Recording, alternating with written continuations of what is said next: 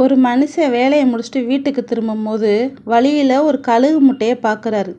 கழுகு முட்டை தனியாக கிடக்கிறத பார்த்து அங்கே சுற்றி சுற்றி பார்க்குறாரு. கழுகு எங்கேயும் இருக்கா, இந்த முட்டையை போய் அந்த கழுகிட்ட சேர்த்துடலாம் அப்படின்னு சொல்லி பார்க்குறாரு.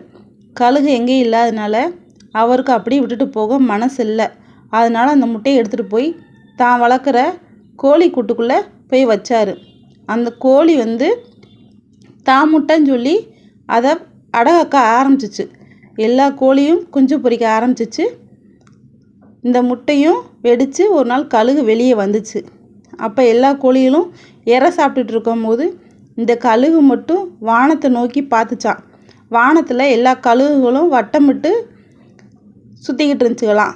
அதை பார்த்துட்டு இந்த கழுகு, நம்மளும் கழுகா பிறந்திருக்கக்கூடாதா, இப்படி வானத்தில் பறந்து போய் ஜாலியாக சுற்றிக்கிட்டு இருக்கலாம் அப்படின்னு நினச்சிச்சான்.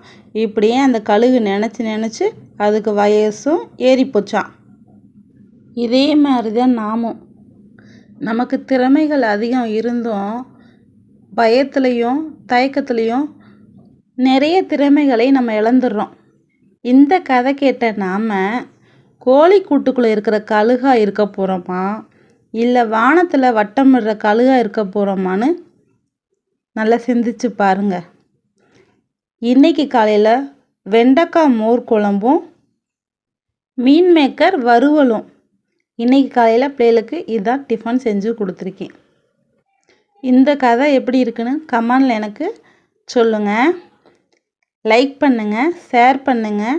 இன்றைக்கி வெள்ளிக்கிழமைனால காலையிலே வாசல் தெளித்து மஞ்சள்லாம் தெளித்து அழகாக மஞ்சள் பொட்டுலாம் வச்சு அழகாக மோர் குழம்பு மீன் மேக்கர் வறுவல் வச்சு பிள்ளைகளுக்கு நல்லபடியாக டிஃபன் வச்சு கொடுத்தாச்சு. உங்கள் வீட்டில் என்ன சமையல்னு கமெண்டில் எனக்கு சொல்லுங்கள்.